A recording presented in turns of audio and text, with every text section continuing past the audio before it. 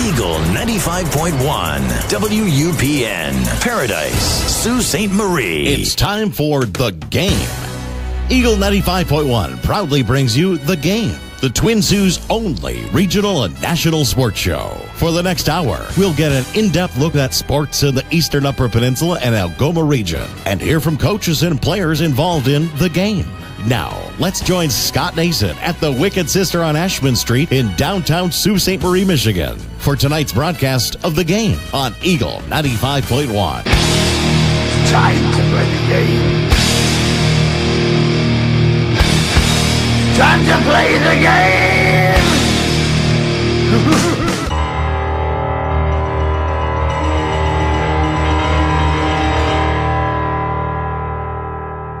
Glorious! No, I won't give in till I'm victorious. And I will defend.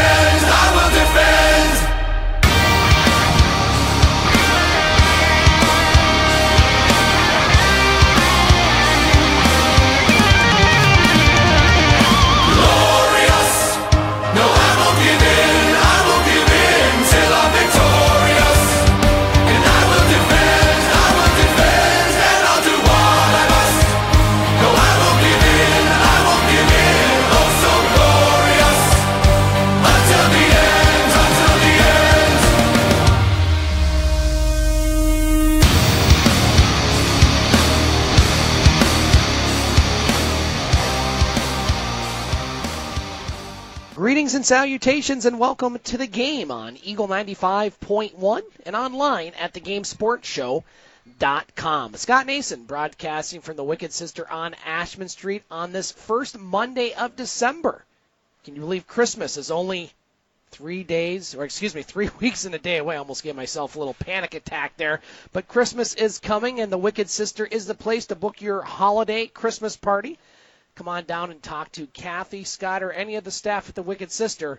As you want your holiday party done up right, the Wicked Sister will help you out. Our broadcast engineer tonight, Dallas Miller, back in the Eagle 95.1 studios. We'll be joined a little bit later by Katie Wollan from Eagle 95.1. We'll be talking about high school basketball with Katie, along with Laker Athletics, and, of course, the NBA. At the bottom of the hour, 6:30, we'll have our weekly guest from Lake Superior State University. We'll be talking men's basketball with one of their players, senior Tim Cairnduff, who will be joining us here at the Wicked Sister to talk about the Laker men's basketball season. The Lakers split over the weekend on the road. They'll have their home opener on Thursday. We're expected to be joined by Butch Davis from Butch On Sports around 6:40, 6:45. Who will get us up to date on the Metro Detroit sports scene. Now the game, a full 2-hour show. We do the first hour live on Eagle 95.1, online at Radio Eagle Sioux, that's SOO.com. But the full 2-hour version of the game is available online, as I mentioned, at thegamesportshow.com, or if you want to go directly to the podcast page, thegamesportshow.podbean.com. The second hour is a round table where myself, Katie, Butch, hopefully tonight, along with E.J. Russell, joins us as we talk about the world of sports, and we talk more about national sports, and we have a lot to talk about tonight, but we have a lot of local sports to talk about here at the Wicked Sister to start. Let's start with high school basketball. Last week, the boys started their season earlier than the girls. Usually the girls over the past few years started a week earlier, but this year the boys get first turns. Let's go through the week that was in EUP high school basketball. The Sioux High Blue Devils started their season on Monday night on the road as they fell to Boyne City by the score of 60-28.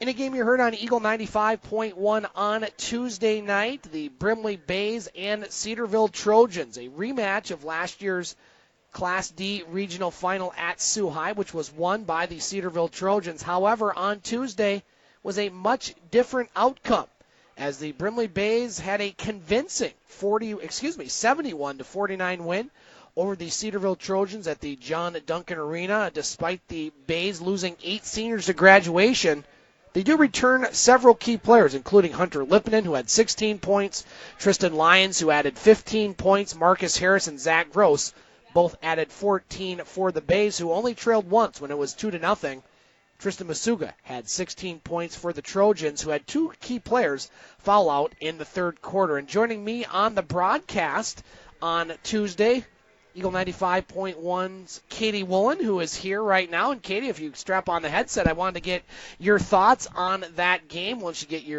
have a little more hair to worry about as far as when I strap on the headset. Katie, thanks for joining us here at the Wicked Sister. Hey, Scott, I'm glad to be here. Well, Katie, we're talking about the game on Tuesday. You and I had the call. Brimley, a convincing 71-49 win over Cedarville. What are your thoughts on the game? And we talked a lot about it and during the game and in the post game, but Brimley I thought was very impressive on really every aspect of the game. I mean, I did see a couple games last year, not as many as you did, Scott, with the Brimley men, but I am very impressed, especially with you just saying losing 8 seniors. Yeah. And, I mean, you still have the Harris brothers, and now his younger brother is brought up only as a sophomore, right, and he contributed a lot, especially on the defensive end, so I was very impressed with them. And then just all of them all around scoring, defensive stops, deflections, rebounding. It was just an all-around defensive and offensive effort. Yeah, it really was, and a lot of balance on that team. Katie, we'll talk more about that here in a moment. We'll let you get settled there. I did kind of got you jumping on the spot there. We'll let Katie get settled as we go through more of the scores on Tuesday. Engadine looks to be an impressive team this year. No surprise with their football team doing so well, making the playoffs. The Engadine Eagles defeated Mid-Penn on Tuesday at home by the score of 89-50, firing 100 shots and scoring 89 points as Drake DeWeiss had 24 points along with 7 3-pointers. Also on Tuesday night, St. Ignace fell in their opener at East Jordan by the score of 70-40. Detour over Harbor Light on Tuesday by the score of 66-47 as Alex Richwine had 31 points to lead the Detour Raiders. Wednesday, the Soo High Blue Devils took on a very good Alpena team, and it was a tough night for the Blue Devils as they fell at home by the score of 62-20. Kayla Granta had 8 points for the Blue Devils on Wednesday.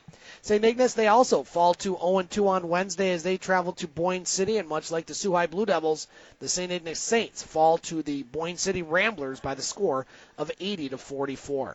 Tough week for Soo High boys basketball. Looks to be much a rebuilding year for the Blue Devils, and they fell at home to Traverse City Central by the score of 55-30. So the Soo High Blue Devils start their season 0-3. Couple games on Friday night, and the Detour Raiders were at Brimley, and once again it was the Brimley Bays with a convincing win. You thought maybe they might have a little bit of a letdown with that big emotional victory over Cedarville. Well, it wasn't the case, as the Brimley Bays defeated Detour by the score of 81-49 on Friday. And it was Marcus Harris scoring 23 points, including 7 3-pointers on the night. Tristan Lyons also had 23 points, and so the Brimley Bays, 2-0. They are going to take on Engadine on Thursday, as the Engadine Eagles defeated Newberry on Friday by the score of 91-73. So, Katie, you and Todd, you're going to be down in Engadine on Thursday, our own Todd Olmsted, for our continued coverage of Brimley Bays basketball. This looks to be a very interesting matchup, Katie. The 2-0 Brimley Bays in Engadine taking on the 2-0 Engadine Eagles, a team that met Brimley in the district finals. Brimley winning last year. The year before, Engadine met Brimley, knocked Brimley out. Both teams starting 2-0. Engadine looks like they can score a bunch of points. This could be a track meet down there. Are you and Todd ready for this? Because you guys, you might have to add to the score sheet, Katie. This looks to be a high-scoring game. It could be another early season test for the Bays. Not only are the Bays and Engadine Eagles up against each other going to be on their A game, but so are Todd and I. Scott won't be there. Scott won't be there, but Todd and I, because it's going to be a fast-paced game, because we were even talking about on the broadcast, last Thursday, that we didn't really know what we were expected of all these teams. And so far we just have numbers, but we've seen the Brimley Bays and we've seen the Cedarville Trojans, and now we knew going into this Engadine would be good, but we just weren't quite sure. So still unsure, but once we get there, we will see. But I'm very excited for this matchup. Again, you can hear that game Thursday night with Katie Wollan and Todd Olmsted starting at the pregame show around 7:15 as our coverage of Brimley Bays basketball continues. Let's move on to high school hockey and a couple games you heard on Eagle 95.1 with Tim Ellis. Timmy E made the trek down to Macomb as the Soo High Blue Devils took part in a couple games against a couple Division I opponents, and close games, both of them. The Blue Devils jumped out to a 2-0 lead on Friday night against Eisenhower, a team that's ranked in the top 10 in Division I, and the Blue Devils would get a 2-2 tie on Friday night. I love high school hockey. Just call it a tie and end it. Don't need any 3-on-3s, 2-on-2s, shootouts, whatever the heck. I like the ties. The Blue Devils would fall on Saturday by the score of 2-1 to L'Anse Northern Cruz. So the Soo High Blue Devils 2-1 to start the season, and they have a couple games at the Big Bear Arena this weekend, as they will take on the Escanaba Eskimos Friday night at 7 o'clock, Saturday at 1 p.m., and both those games will be on Eagle 95.1 with Tim Ellis. Might bring his brother Mike along, as those two do a great job as always. Let's continue with some more basketball. Let's move on to college basketball. We're going to be talking more about Laker men's basketball coming up at 6:30, but both the men's and women's teams were on the road this week as they traveled to Ashland. Let's start out with the men on Thursday. It was the Ashland Eagles knocking out the Lake Superior State University Lakers on Thursday by the score of 82-68 in their Great Lakes Intercollegiate Athletic Conference opener, as sophomore forward Rog Stein paced the Lakers offensively with 16 points on 8 of 13 shooting. Stein has tallied in double figures in all of the 5 games so far, at least up to that point. Freshman guard Justin Fisher had 12, Malik Adams 11, and our guest at 6:30, Tim Cairnduff, he scored 10, all those players in double digits for the Lakers. Before that game, the Laker women, well, they had the daunting task of taking on the number 1 team in all of Division II, the Ashland Eagles. And, well, it was all Eagles and then some, as they defeated the Lakers by the score of 107-34. The Lakers were led by junior forward Morgan Villamore, who had 13 points on 6 of 11 shooting, while junior forward Lexi Cohn, she added 8 points on 4 of 6 shooting. The Lakers never led, trailing in the first quarter 27-4. At halftime, 56-12, and then after 3, 83-18. I'll have a little more to say about this game, more in the second hour during the roundtable, as questioned some of Ashland's coaching tactics late in that game when they're up by 60, 70 points and shooting 3-pointers. I don't know about that. I have a little problem with that personally. I think that's a little much. Katie, I want your thoughts on that right now. Had a chance to watch portions of that game, and obviously Ashland's a very good team. They won the national championship 2 years ago. They knocked off a Division I team already this year, and taking on a Laker team that was a little bit outmatched to say the least. But they're shooting 3-pointers, them being Ashland, late in the fourth quarter when they're already up 60, 65 points. I want your thoughts as somebody that's played basketball, played here locally, and probably has been on maybe one or if not both ends of that one. Really, do you shoot threes when you're up 65 points? I understand you got to get players in game situations, but I have a bad taste in my mouth about that whole thing. You said up by 65? Yep. Yeah, they're way up. Okay, they're shooting threes with like 3 minutes left to go. I can see that you would shoot threes if you're up by that much if you're a terrible shooting team on the 3-point line, and all of your shots are mainly in the paint or put back shots or whatever, second chance points, but no, I don't. I think that's actually pretty disrespectful. I do too, and I think you said it just best right there, disrespectful. I mean, this is a team, Ashland, that does blow out a lot of teams, and so these players off the bench do get a lot of game action. It's not like a team maybe that doesn't win much, that has players come out that are hardly playing, that get excited and shoot threes, but I agree with you. We're going to talk more about that in our roundtable if we have a chance. Moving on to Saturday's basketball games, both on the road, and the Laker men get their first conference victory of the year in convincing fashion as Malik Adams, he scored a season-high 24 points to lead the Lakers to a 89-65 win over the Wayne State Warriors.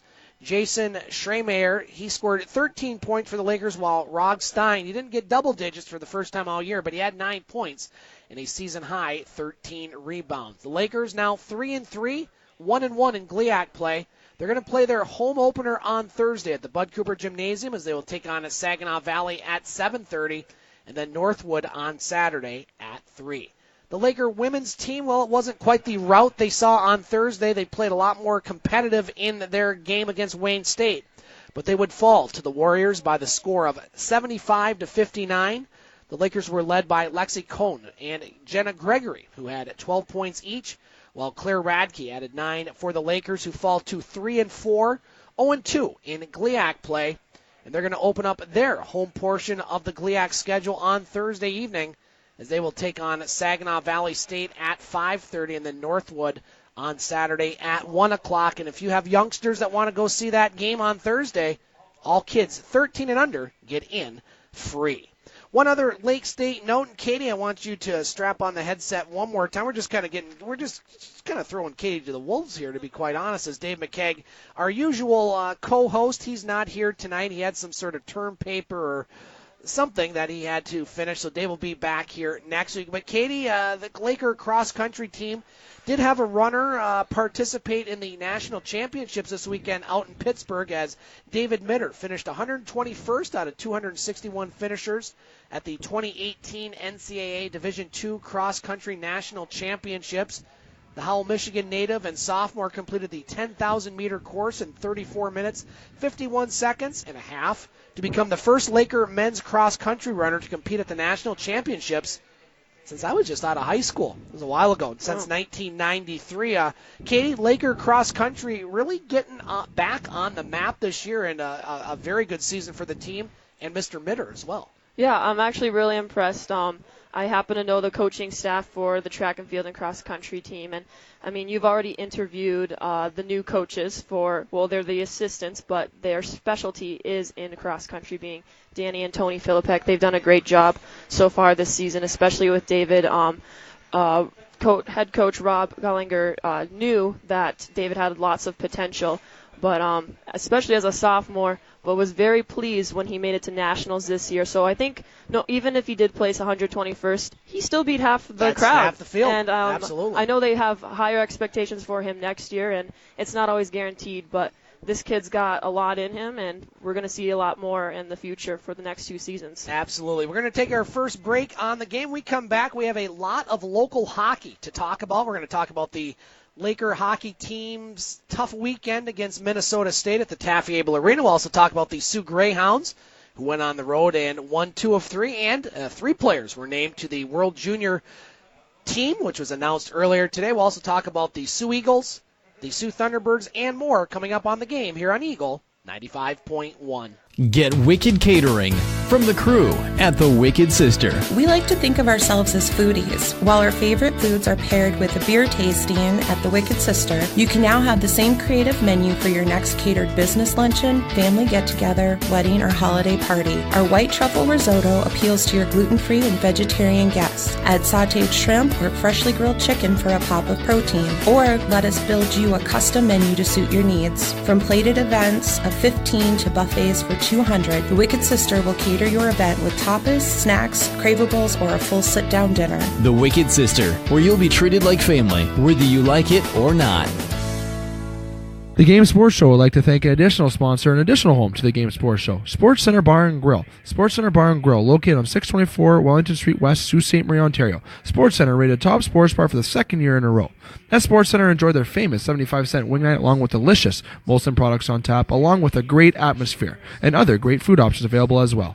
Sports Center Bar and Grill, the Sioux's best sports bar. The Game Sports Show would like to thank an additional sponsor and special edition home to the game, Silver Creek Golf Course, located on 104 Bellow Lake Road, Garden River, Ontario. And also shout out thank you to Silver Creek GM Jamie Henderson. Silver Creek Golf Course has many specials to offer for 18 holes, 9 holes, and even Twilight Deal specials. It does not matter what your level of golf game is, it is a must to enjoy the scenic course, memorable experiences that Silver Golf Course offers. Silver Creek also offers a Thursday wing night for you to enjoy food after a stellar time on the course. You can book your tee time by phone or online at golfsilvercreek.com. Silver Creek Golf Course, where all are welcome to play. Scott Nason back at the Wicked Sister on Ashmun Street on this first Monday of December. Our broadcast engineer Dallas Miller back in the Eagle 95.1 studios, joined here at the Wicked Sister by Katie Wollan from Eagle 95.1, who will join us again in the next segment. Coming up at 6:30, we are expected to hear more about Laker basketball from one of their seniors, Tim Cairnduff, who will be joining us at the Wicked Sister. And then around 6:40, 6:45, Butch Davis from Butch On Sports He'll be joining us to talk about a busy weekend in the Detroit sports scene. But we have lots of other sports to talk about. But first, let's talk about holiday and Christmas parties here at the Wicked Sister. We're only 3 weeks and 1 day away from Christmas. So if you don't have your work party, your personal party, or any holiday party booked, you better get in here quickly and talk to any of the staff at the Wicked Sister. They still have a little bit of room to book your holiday party, but you want to do it fast, so come on down and join us tonight. There are seats available. We'd love to see you down here. Let's talk more about local sports here and get to the Sioux Greyhounds, who are on the road this weekend for 3 games. The Hounds would lose their first game on Thursday night as the Windsor Spitfires tripped up the Sioux Greyhounds by the score of 3-2. As Keegan Haudashell and Ryan Roth both scored for the Hounds, and Matthew Villalta made 32 saves in net for the loss. We're going to talk a lot more about one of those players coming up in their next couple games as the Hounds would move on to Saginaw on Saturday night. And Keegan Haudashell, he had 3 goals and an assist on Saturday as the Sioux Greyhounds topped the Saginaw Spirit by the score of 7-4 on the road. Morgan Frost, he had 2 goals and 2 assists for the Hounds, while Mac Hollowell and Alex Johnson each had goals for the Greyhounds. Matthew Villalta played once again in net and made 29 saves for the Hounds in earning the win. And the Hounds were in action yesterday against the Flint Firebirds. Now, Flint, despite only having 3 wins on the season, one of those wins was against the Sioux Greyhounds, so the Hounds couldn't take the Firebirds lightly, and they didn't, as they ended their 3-game weekend road trip with a 2-1 mark, as Keegan Haudashell, for the second straight game, scored the hat trick, as he scored 7 goals over 3 games on the weekend. He now has 23 on the season, as the Hounds defeat Flint by the score of 5-3. Alex Johnson and Morgan Frost had the other goals for the Hounds. Matthew Villalta once again in net, and once again he got the win, making 25 saves. So the Hounds right now, first place in the West Division with a record of 17-7-4-1, 8 points ahead of Saginaw. And they have a busy week at home, starting off Wednesday night against Flint, Friday night against Guelph, and Sunday afternoon against the Barrie Colts. Now, 3 Sioux Greyhounds, well, they're going to be preparing for a different tournament, the World Junior Tournament, which will be happening in British Columbia starting on Boxing Day, December 26th. And 3 Hounds were selected to Team Canada of the 34 invited to camp, including Morgan Frost, a first-round draft pick of the Philadelphia Flyers back in 2017. Frost leads the Greyhounds offense this season as he's having a fantastic season, 55 points in 29 games so far this year. Barrett Hayden, the first-round pick of the Arizona Coyotes in this year's NHL draft, he's also selected to the team in his 3rd season with the Hounds. Second in scoring on the team despite missing 9 games of action because he was playing in the NHL for a good majority of them. And Matthew Villalta, Sioux Greyhounds goaltender, as he has an impressive regular season record. 100 regular season games, 77-11-5-2. Now the 2019 World Junior Hockey Championship will be split between Vancouver and Victoria, British Columbia, starting on Boxing Day and running through Saturday, January 5th. Canada's national junior team will play in Group A with the Czech Republic, Denmark, Switzerland, and Russia. And the U.S. also will be participating in that tournament, and they'll be in Group B. So good luck to the Hounds players for Team Canada in the World Junior Championships. Let's move on to the NOJHL as both the Sioux Thunderbirds and Sioux Eagles had a busy weekend. Let's start with the Sioux Eagles. They were at home on Friday. Looked like they were going to get the victory over Rayside Balfour, but the Canadians come back. They scored 2 third-period goals to force overtime and would win the 4-round shootout at Puller Stadium on Friday with a 5-4 win over the Sioux Eagles. Charlie Hannawall had a pair of goals and an assist for the Eagles, while Nathan Solis and Dominic Scarella had the other goals for the Eagles. So the Eagles do get a point in that one, and they would get 2 points on Saturday as Mikey Butcher, he had 3 assists for the Eagles on Saturday night as they captured 3 of 4 possible points over the weekend as they topped the Espanola Express by the score of 7-1. The Eagles had 7 different goal scorers on the night as Charlie Hannawall, Nathan Solis, Lucas Roth, Raph Praisner, Jack Strauss, Owen Shire, and Kyle Quinn all had goals, and Joseph Benedetto, he made 17 saves in net for the win. So the Eagles right now with a record of 12-16-0-1, good for fourth place in the West Division, 2 points ahead of Elliott Lake. Well, they have a tough matchup this weekend. The border battle resumes with a home-and-home series against the Sioux Thunderbirds starting Friday night at Puller Stadium and Saturday at the John Rhodes Community Center. Let's talk about those first-place Sioux Thunderbirds. And, the Thunderbirds, their record is good, and they're in first place, but they're not blowing out teams by any stretch. And you look at this weekend, the Thunderbirds win 3 games, but all 3 were close. Let's start with on Friday night. The Thunderbirds at home found themselves down to the pesky Blind River Beavers by the score of 4-0. And then all they do is they tally 6 straight goals and defeat the Thunderbirds by the score of 6-4 at the John Rhodes Community Center. Lucas Terrio had a pair of goals for the Thunderbirds, while Gage Stephanie, Avery Rebeck, Nick Smith, and Cade McDonald also had goals for the Thunderbirds. Thunderbirds would go on the road on Saturday. Again, another close game. This one, the Thunderbirds had a big lead, but almost lost it. They did lose it, but would come back and win at Elliott Lake in overtime by the score of 6-5 as Gage Stephanie scored the winning goal in overtime. Stephanie had 2 goals on the night, while Lucas Terrio and Nick Smith had a goal and 2 assists for the streaking Thunderbirds. And the Thunderbirds would make it 3 of 3 on the weekend at Espanola on Sunday. And they have now won 8 straight games as they knock out the Express by the score of 7-5. Cade McDonald had 2 goals and assists for the T-Birds, while Gage Stephanie had a goal and 2 assists, who the Thunderbirds dressed only 15 players. So the Thunderbirds now with a record of 22-5-0, best record in the league. They have a 9-point lead over the second-place Blind River Beavers and Rayside Balfour Canadians. And as I mentioned earlier, they'll take on the Sioux Thunderbirds Friday at the Puller and Saturday at the John Rhodes Community Center. And finally, the Laker hockey team was at home this weekend. The number 20 ranked Lakers, well, they were number 20. They won't be ranked after this weekend as the Lakers ran into a buzzsaw in the Minnesota State Mavericks, the number 4 team in the nation, as the Mavericks defeat the Lakers on Friday by the score of 5-2. Diego Cuglietta and Jacob Nordquist had the goals for the Lakers on Friday. And then on Saturday, the Mavericks shut out the Lakers by the score of 3-0. So the Lakers now with a record of 7-6-1. They now sit in a 6th-place tie in the WCHA with the Bemidji State, who have 2 games in hand on the Lakers. The Lakers will be on the road going way up north to Alaska Friday and Saturday night in Fairbanks. The Lakers and Alaska split a pair earlier in the season, but it's been Alaska that has been the team charging, while the Lakers have kind of set back. Alaska actually ahead of the Lakers in the standings, so a key series in Alaska with the hockey Lakers. We're going to take a break here on the game as our guest has arrived, and we're going to be talking Laker men's basketball with one of their seniors.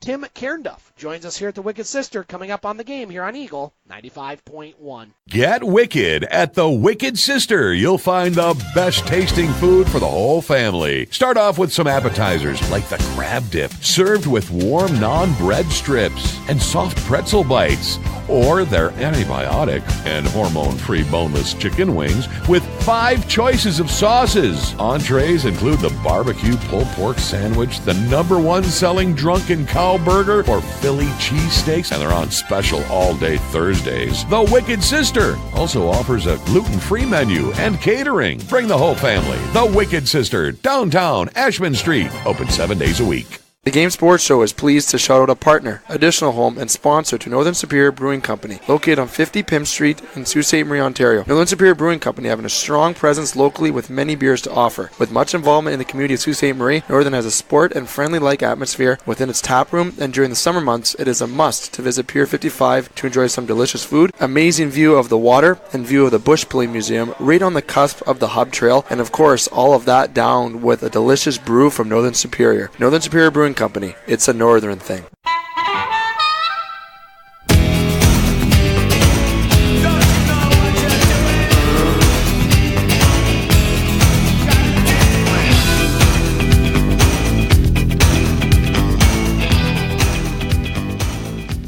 Welcome back to the game on Eagle 95.1 and online at thegamesportshow.com. Scott Nason and Katie Wollan live at the Wicked Sister on this first Monday of December. Thank everyone for tuning in. The full 2-hour show of the game, which includes the online-only hour. The roundtable on Hour 2 is available, as I mentioned, online at thegamesportshow.com or thegamesportshow.podbean.com. Coming up in the next segment, we'll be talking to Butch Davis from Butch On Sports. We'll get us up to date on a very busy weekend in the D. And we're joined right here, right now, at the Wicked Sister by our next guest. His name is Tim Cairnduff. He is a senior for the Lake Superior State Laker men's basketball team who will be at home this week, Thursday night against Saginaw Valley and Saturday afternoon against Northwood. Tim, thanks for joining us here on the game. Thanks for having me. Well, Tim, let's talk first about the past weekend. I mentioned the scores and some of the stats. The Laker men go on the road after a tough weekend just around Thanksgiving, a couple non-conference losses. You come back, you lose on Thursday to a very good Ashland team on the road by 14, and then get a big win at Wayne State. And just tell us a little bit about both games and getting that victory, which I think gives you a little more confidence going into this week's games. Oh, no doubt about that. We had a little 3-game skid over Thanksgiving break and into Ashland.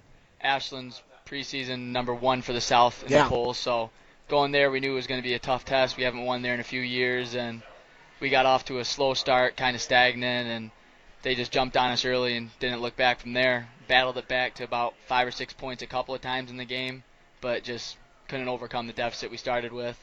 And then Wayne, we haven't won at in a few years, so that's always a tough place to play. That's an old gym. That's always a tough place to win. Yeah, always got a lot of fans for Lake State there, too. A lot of our guys are from down by Detroit, and kind of a neutral game for us, I guess you could say.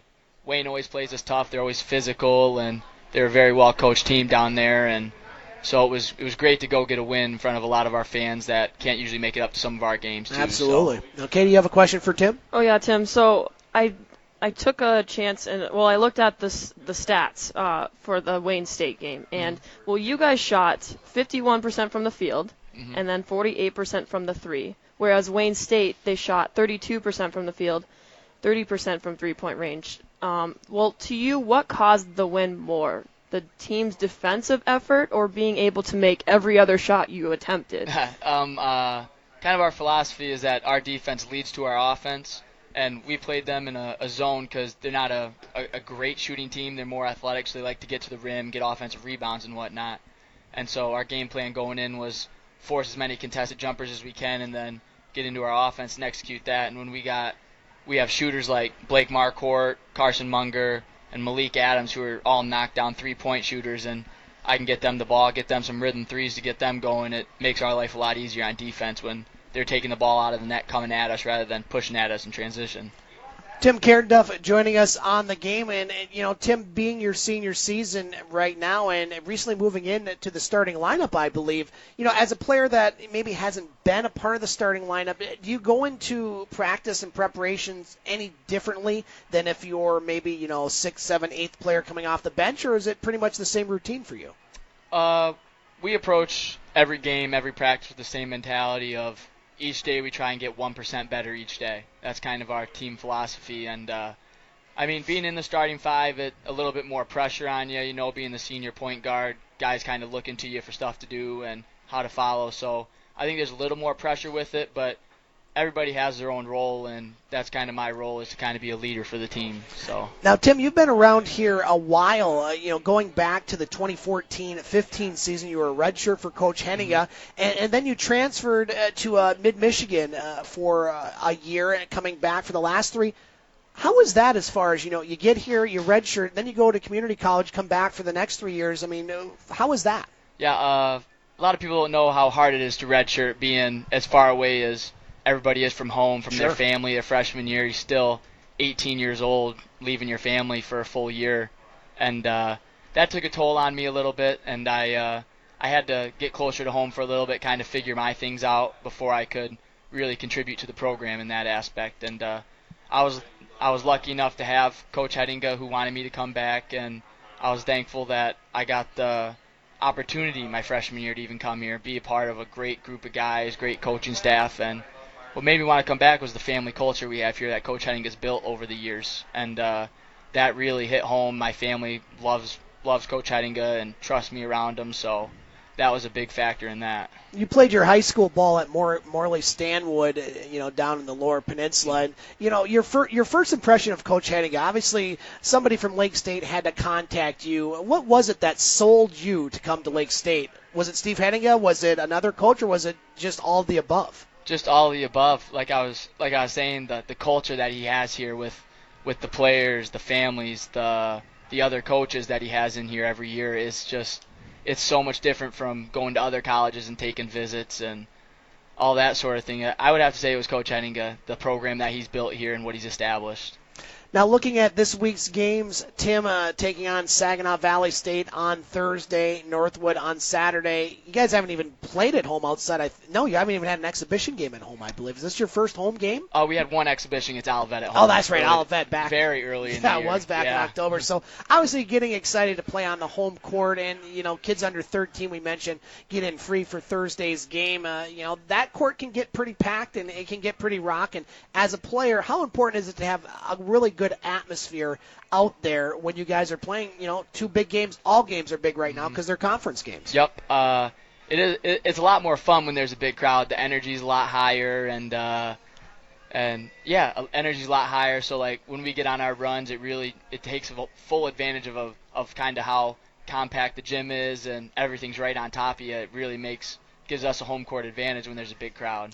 What's a typical practice like with Coach Hedinga after a loss compared to after a win? Is there a shock contrast in those, or is he pretty consistent as far as his expectations? You said, getting 1% better each practice, each game. Is there a big difference after a loss compared to a win?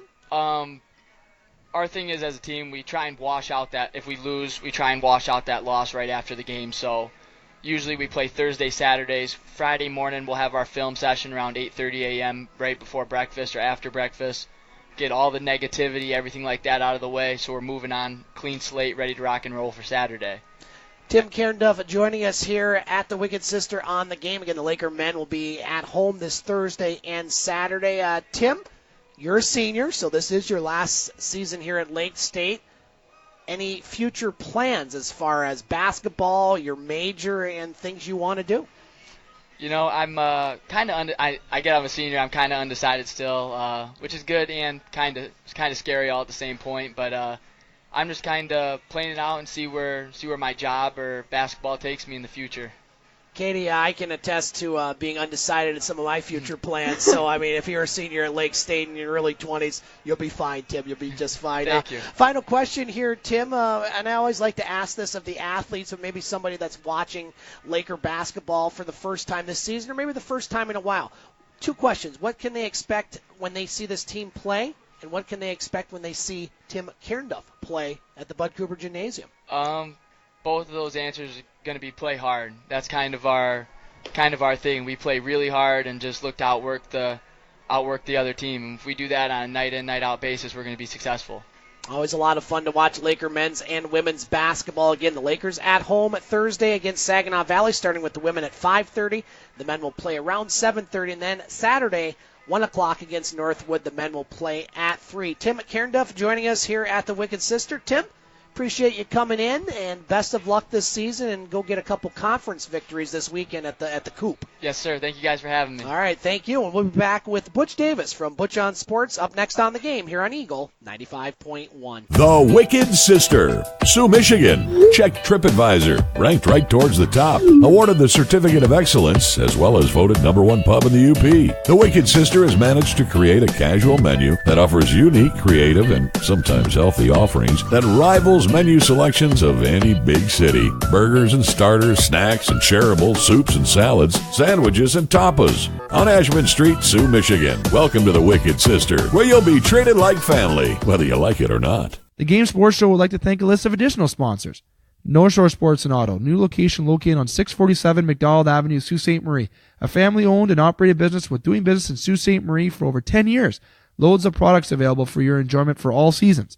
North Shore Sports and Auto, we understand the importance of quality service and products, and we work hard to ensure that all customers have a positive experience before and after each and every sale. North Shore Sports and Auto, meeting all of your new and pre-owned equipment needs. Special thanks to Salon. The Salon, located on 589 2nd Line East, Sault Ste. Marie, Ontario. Owned and operated by Mike Cuglietta. Book your appointment today at 705-941-9191 or via online at https://thesalonsoo.as.me-. The Salon, making the Sioux beautiful, one haircut at a time. As well as a shout out to the Superior Pro Shop. The Superior Pro Shop, located inside the Community First Credit Union Superior Arena on 285 Northern Avenue East, Sault Ste. Marie, Ontario. Owned and operated by Jeremy Paquin and ran by Larry Monroe. Superior Pro Shop, for over 40 years, meet all of your skate sharpening, skate repair, and hockey needs. Also to Discover the Canvas. Discover the Canvas, located on 317 Wellington Street West, Sault Ste. Marie, Ontario. A beautiful, new renovated building owned and operated by expert artist and Sioux native Katrina Thibodeau. Katrina taking her talents of the ink in Sault Ste. Marie and truly creating the best and most realistic art locally. Call Katrina today at 705-450-8099 or email her at discoverthecanvas@gmail.com to book your tattoo or consultation today.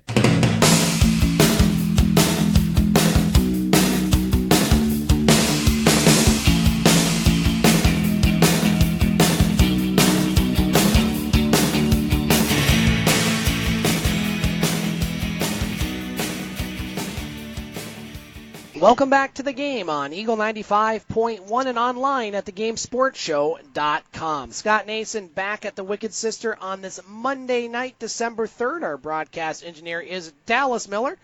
We'll be joined by Katie Wollan again in hour 2 of our roundtable here on the game. Again, you can hear the full 2-hour version of the game at the website, thegamesportshow.com, or thegamesportshow.podbean.com. Broadcasting at the Wicked Sister on this Monday night, and don't forget, Christmas is only 3 weeks and a day away, and you can book your holiday or Christmas party right now at the Wicked Sister. We are joined now by Butch Davis from the radio show Butch On Sports, who joins us each and every week. From the Metro Detroit sports world, you can find his broadcast of Butch On Sports on his podcast page, Simply Butch2, that's too.podomatic.com, or you can find it on our page, thegamesportshow.com. Butch, how you doing on this Monday night, my friend? Well, it's to be expected, Scott. Well, it'll be expected there. Well, Butch, let's get to some of the good and some of the not so good in the world of Detroit sports. And let's get the bad stuff out of the way right away, as the Detroit Lions at home on Sunday against the LA Rams. The Lions, with a record of 9-7 last year, was poor enough to cost their head coach his job. And Jim Caldwell, well, the Lions will not finish that good. As a matter of fact, the best they can finish is 8-8, as the Lions made some fourth quarter gaffes, some turnovers, some questionable offensive play calling in their 30-16 loss to the Rams at Ford Field on Sunday afternoon. The Lions now 4-8 on the season, basically done as far as any playoff possibilities. They'll be at Arizona on Sunday to take on the Arizona Cardinals, who just upset the Green Bay Packers, costing their coach his job. Butch, the Lions 4-8. I do have a question after this one, but just give us your thoughts on the Lions Sunday at Ford Field. Pitiful. Yep. Pitiful indeed. Had many opportunities to kind of make the game a lot closer than what it is. Those were blown chances, again, on offense. Defense didn't do much better in the fourth quarter. They seemed to do pretty well up to 3. Fourth quarter, they just gave up or didn't have any control. They just messed it up wholly and completely here. Again, we've seen the same old song and dance. They're working as hard as they can. He was very proud of them. And how can you be proud of a team when they lose? I don't understand that and that language there. But many of the fans and the talk today in Metropolitan Detroit is about Matthew Stafford and his worth. And those are reasonable questions to be asking about the worth, the amount of money they invested in the quarterback versus the amount of progress that other teams that are very successful, including younger players who have been in this league a lot less than Matthew Stafford, as having success versus he basically is not getting it done. And that's right now, that's the conversation. Butch, one of the coaches that is getting the most heat is offensive coordinator Jim Bob Cooter. I know we've talked a lot about him on this show, but you look at some of the play calls in that game, and it seems like it happens every week. They're questionable play calls, screen passes on 3rds and 12s, draw plays on 1st and 2nd down, not going downfield. Is Jim Bob Cooter going to survive this season? Because right now that offense just looks confused, if nothing else. Confused is not the word for it. Just plain ignorance, okay? Yep. Again, when you're a quarterback, you're able to see the field, read the field. Matthew Stafford is not a pint-sized little guy here. He's about 6 foot so-and-so. Good size. Because read over the defenses pretty doggone well. You can only protect someone so long before they just sit back there. And Matthew Stafford, again, and I'll just say it, I've said it on this show many times, he's very, very confident in just throwing the ball. When there's times that he has to run, I use a perfect example in the New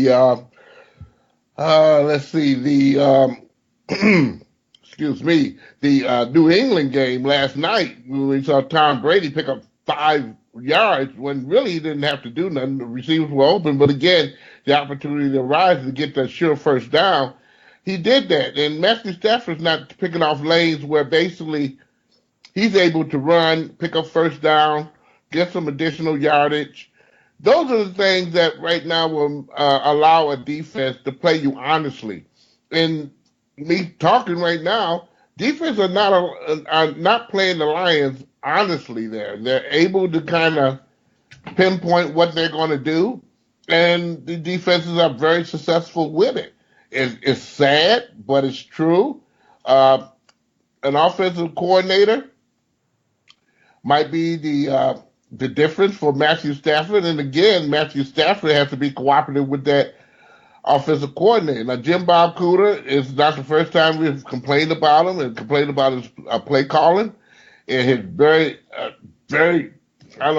bad, okay, compared to what he's seems like a type of coach that wants to throw more than to run the ball.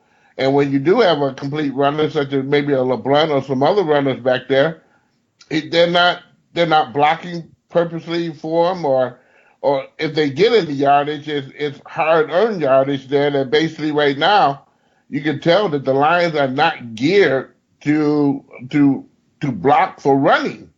It's very bad situation. There's no balance in the team at all, and that's the problem that I look at with the Detroit Lions so far. Final question, Butch, talking about progress, and you hear head coach Matt Patricia say progress, GM Quinn progress. Well, they haven't made progress this year, in my opinion. About the only thing I think that has made progress is the running game. The Lions do have a running game, but I think that exposes Matthew Stafford even more because over the past few years, it's been, well, they don't have a running game, they don't have an offensive line. They have both. Other than the running game, have the Lions made any progress this year in any department? I don't think they made progress in the running game. For a good running game to transpose, you got to have a fullback as well as a halfback, okay? And the Lions don't run that kind of set. They run a single back set. If you have a fullback out there to more or less play a role of maybe a lead blocker, this is an addition to your offensive line, then you put some pressure on the defensive line to do a better job of taking out people or finding other ways to do so. Matthew Stafford, again, is not a running quarterback where basically if you see a hole, he takes the ball, tuck it, and run. You know, he has the ability to call off a play when he sees daylight there. And he's not taking it, okay? There are many occasions where you watch the game, and I have watched the game a few times. I've been down the Ford Field this year, where he's not taking the lanes and taking an advantage of the certain opportunities that the defense gives him. If he does that, then you have a defensive line that plays you a lot more honest with man one-on-one. At this point in time, the defensive line don't have to play you one-on-one. They can send blitzers in there. They can send safeties in there to negate a blitz or whatever it may be. It makes it very hard for you to gain yardage. And it's even when the running game is compelled, you know, you can stop a running game if a safety is coming up there and plugging up a hole. And that's why that running game is not as successful as it can be. Again, you know, they're not using a fullback. And that's where I kind of suggest the Lions kind of come out the rug. A fullback or maybe a tight end, okay? Lining up in that backfield as a lead blocker will basically help the Lions tremendously in gaining some significant yardage. You know, the yardage they pulled in a couple games this year, or maybe 3 or 4 this year, where basically Kenyon Johnson was the main runner and whatnot there, that's not significant to many teams that are successful, where their runners have maybe 7 or 8 100-yard games and whatnot, including other running backs who come in there and spell them off, get some significant yardage as well. So, again, I don't think it's grand there. That, and again, the safety play and the quarterback play, those are the main keys right now that the Lions have to deal with in order to get better. And yesterday, even the linebacker play was very poor. It was good for maybe 3 quarters. But after that, it just fell apart.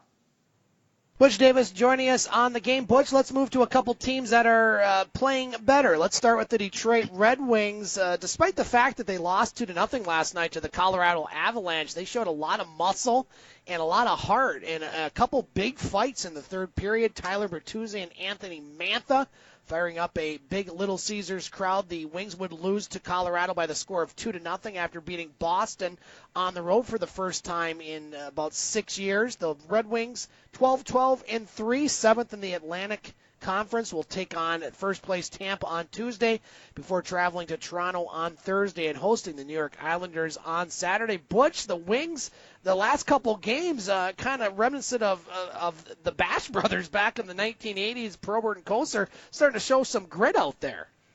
Well, it's going to get better, okay? And I think teams right now are looking at that and saying, hey, we just can't walk into maybe a Little Caesars Arena or when the Red Wings come into their house that they're going to have carte blanche anymore there. The Red Wings are young. They're kind of spiffy and tough. And they know they're going to have certain individuals from other teams try their patience and whatnot there. It is good that the Red Wings stand up to those particulars there.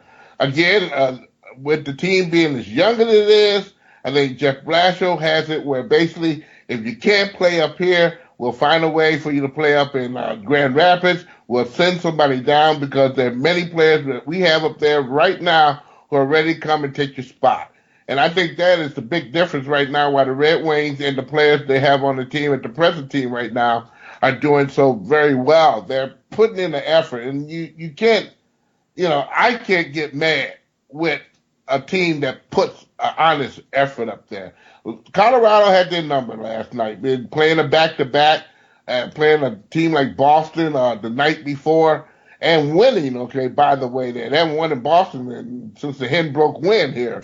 So basically right now, that is a good sign. For the Red Wings just to lose 2-0 when they could have lost a lot worse than what it was on the back-to-back there, you may not be pleased with the results, but you're very pleased with the effort they put in there.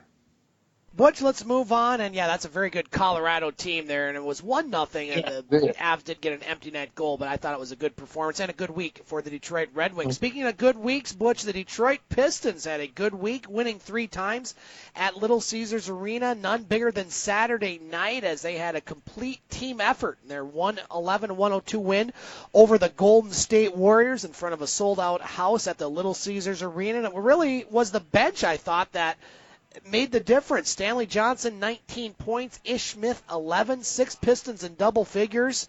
As the Pistons now top 4 in the East, 13-7, just a game out of second.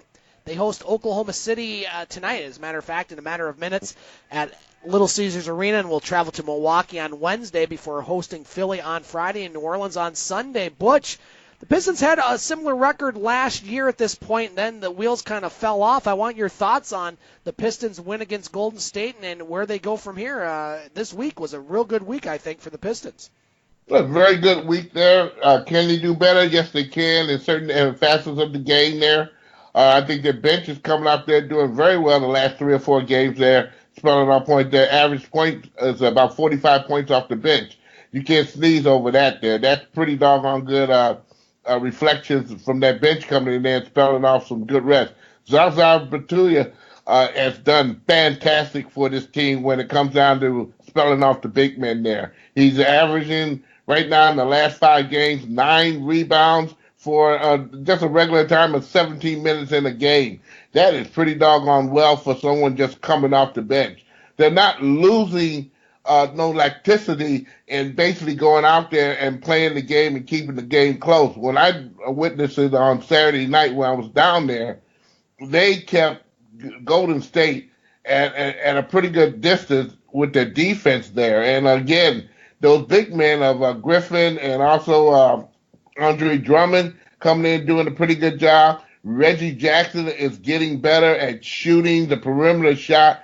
He needs that perimeter shot to make that doggone honest appraisal of an inside game. They had 52 points Saturday night from the inside, okay, just from the paint.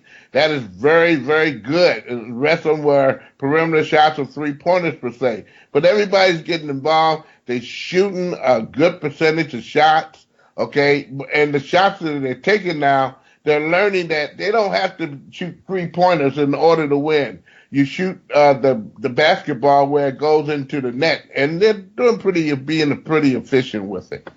Butch, we got a couple minutes here in hour 1. I know you talked about on your show, Butch on Sports, high school basketball. We talked about some of the games up in this area.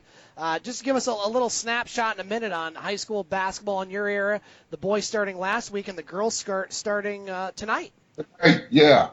Well, that's going to be a work in progress per se there. Early in the season, you don't really get too much of a count out there. I did talk to some coaches last week in regards to their teams there. Teams that to be watching for would be Allen Park. You'll be watching maybe a team such as a Catholic Central that's going to be very good indeed. River Rouge is going to be a team that's going to be reckoned with, along with Ecorse. Ecorse is going to be a scary team in that Class C division there. So all that saying there, very early in the season, we're talking about some tournaments in the next 2 weeks that they're going to be involved in. Then after that, maybe after Christmas, then you'll have the league play getting started.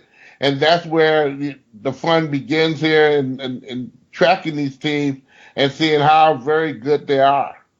Butch, always fun to talk to you about sports, and you will hang out with us for hour 2 of the round table. So, Butch, just stand by. We'll get back with you here in a couple minutes, sir. All right. All right, that's going to do it for hour 1 here at the Wicked Sister on the radio. I want to thank our guest, Katie Wollan, who will join us again for the roundtable in hour 2, along with Lake Superior State senior guard Tim Cairnduff, and, of course, Butch Davis, who will join us in hour 2, and our broadcast engineer, Dallas Miller, back in the Eagle 95.1 studios. Again, the full 2-hour show, which includes the bonus hour, our roundtable, which is coming up here at the Wicked Sister, is available online at thegamesportshow.com. For those online tuned into the game, we'll be back here in a moment with our roundtable. And for those on the radio, we'll get you back to more classic hits at random on Eagle 95.1. Get wicked at Wicked Sister. You'll find the best tasting food for you and your family. Start off with some wicked appetizers like the crab dip, served with soft pretzel bites and warm non-bread strips, and delicious boneless chicken wings that are antibiotic and hormone-free with 5 choices of sauces. Try the barbecue pulled pork sandwich or the #1 selling drunken cow burger and the chicken caprese flatbread. Check out the Wicked Sister gluten-free menu and catering. The Wicked Sister, downtown Ashmun Street, 7 days a week. Time to play the game. Time to play the game.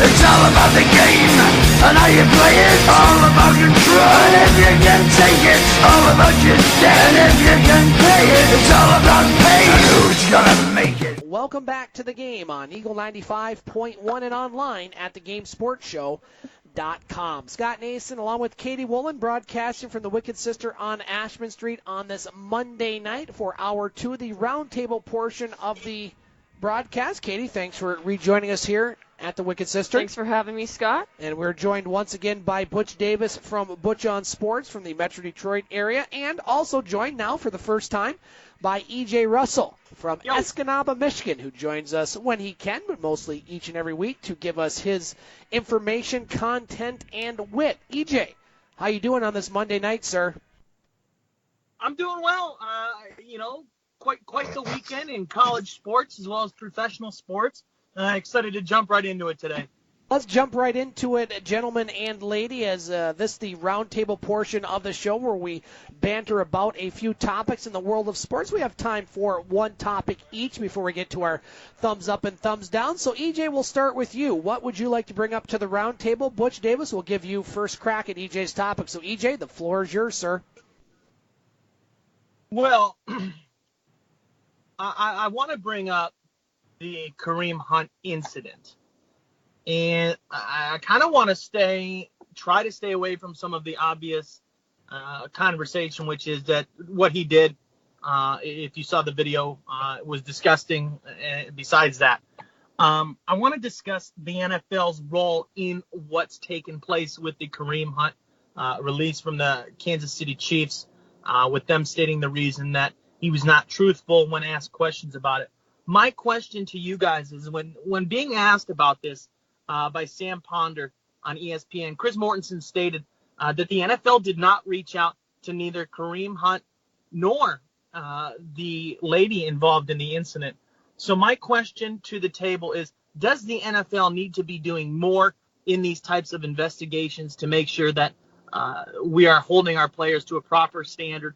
And should something have been done differently or handled differently in order to make sure that we're doing right by these victims? Butch, this issue blew up on Friday, although the incident happened back in February. Your thoughts on EJ's topic? Well, the NFL wanted to do anything about it. When they knew about it in February, why didn't they announce it then? The NFL right now, they're playing it safe. They don't want to be the root of all evil when basically everybody got lawyers and these players got money where basically someone can get sued. This is a no-brainer here. Kareem Hunt did something he had no business doing. That was just it. Plain and simple. He knows he's a professional football player. There has been a track record of other players doing the same thing that he did just recently here, that, no good has come from it. And that you put your career, at best, in limbo when you get involved in some type of particular there. Now, I think the NFL, if they want to do anything more responsible, you got to get the elder players to come on out and talk to the young kids on how to conduct yourself in a manner that does not disgrace not only the NFL, but your family, you, and all your friends that are around you. Because right now their reputation is basically tainted from this particular incident here. The film don't lie. And what we saw should not have happened, okay? Now, I don't know how involved he was with this young lady, or even he was involved with her at all. We won't find that out. I would like to know if he's somebody really hardly close to, why would it go that far? This guy's living in a hotel. Well, basically, things happen, okay? He's not living in a condo or where, he can privatize his friends or the people who come in and out of his door. He's living in a hotel. So, again, he put himself in the position right now that I'm afraid to say his career is over in the NFL. Plainly, period. There will be no team be ready to pick him up for any reason at all there, okay? And we're also looking at the Cleveland, who's looking at this particular and going to reopen the case And he might get some jail time with this because they again got the film or the film was negated. I can't understand why TMZ every single time, which we know how they get the film or any kind of resources to that, they're paying someone to get that. That the NFL doesn't do the same, or in their investigation, if that's what you're asking me, Jay. If they're not doing that, then yes, they are lacking something that needs to be done for these incidents to become quicker. The guy lied. Where people, if you know, sometimes it's best to be honest about the situation, and maybe your penance will be lesser. But this guy lied to people who maybe could help him, get him help or services, maybe sooner. So when he went to the NFL, or this has been, put out in the open, this guy has gotten a certain amount of help or things that would benefit him for him not doing this ever again. So right now he's in a pickle, and that pickle is very sour right now for Kareem Hunt. Butch, I think you made a couple very good points there, and I'll piggyback to what you said, talking about, the tape don't lie. And when you hear about these things and you read the reports and you hear the statements and you hear the police reports, that's one thing. But when you see the evidence, much like an instant replay, I mean, you have the visual evidence there, and it clearly shows Kareem Hunt made a very, very bad choice. Not just one, but a couple. You saw the first video where he shoved the young lady in the Cleveland hotel, and then you saw the remainder of that video where, while she was down, he kicked her. And obviously he made a big mistake, and nobody's excusing what he did, and he's going to pay. As Butch said, he's not going to play in the NFL. We are at a point in our society, and I think it's a good point in our society where these sort of events are taken very seriously. Unfortunately, the NFL maybe didn't do all they needed to do once this report was made. But again,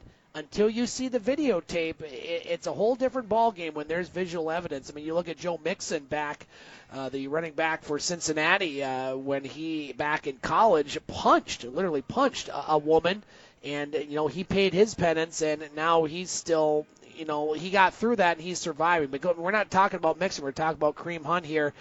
He did go on ESPN yesterday live and did an interview. I didn't have a chance to catch that, but, I give him credit there for getting out and saying that. But we're not excusing anything that Mr. Hunt did. I think it was a bad move for the NFL and how they handled it. I don't know how you can fault the Kansas City Chiefs, because I don't know if they had all the information. It sounds like from the reports. And, again, I don't know a whole lot about it, so I'm going to go to EJ and Butch on this one as far as the details, but it sounds like what he told the Kansas City Chiefs as far as what happened back in February was a different account of what was shown on the videotape. And the Chiefs were and I give them a lot of credit, they were pretty abrupt as far as the decision. It didn't seem like they took a lot of time. I don't know how long they had the information out there, but once that video was out there, Kareem Hunt was not playing for the Kansas City Chiefs. And so, again, we've seen these situations far too often in all sports, but it seems like football seems to be one where we see these even more. So, EJ, I'm going to go back to you for your topic. Your thoughts on Kareem Hunt no longer playing for the Kansas City Chiefs and possibly in the NFL? Well, I think that the Kansas City Chiefs deserve a bit of credit here. I'll agree somewhat with your comments, Scott, that I don't believe that they had the full information when they first talked to Kareem Hunt about the incident. Even if whatever Kareem Hunt told them, even if it was mostly true, there was obviously a part of that video that shocked the Kansas City Chiefs enough to release Kareem Hunt, what I think was roughly 30 minutes between the release of the story and the news breaking of the story and the news breaking of his release. But something on there shocked the Kansas City Chiefs enough. And obviously, they saw something that when directly asking Kareem Hunt if he did, he obviously lied in whatever action that was. I will say, to make the direct comparison, the last player to have something like this really come out was Ray Rice when he was with the Baltimore Ravens. Not to say one incident is worse than the other, but the last time something like this was put on film, it cost another player his career. And I don't think that, I think the most important thing to take away from this story is not the Kansas City Chiefs' actions. It is not Kareem Hunt's actions. However, there needs to be takeaway from this, and we need to make sure that these players are dealt with. But for me, it's the NFL. It's one of the most powerful organizations in the world, and you're telling me that TMZ got their hands on that tape before you could? There's something that bothers me about that.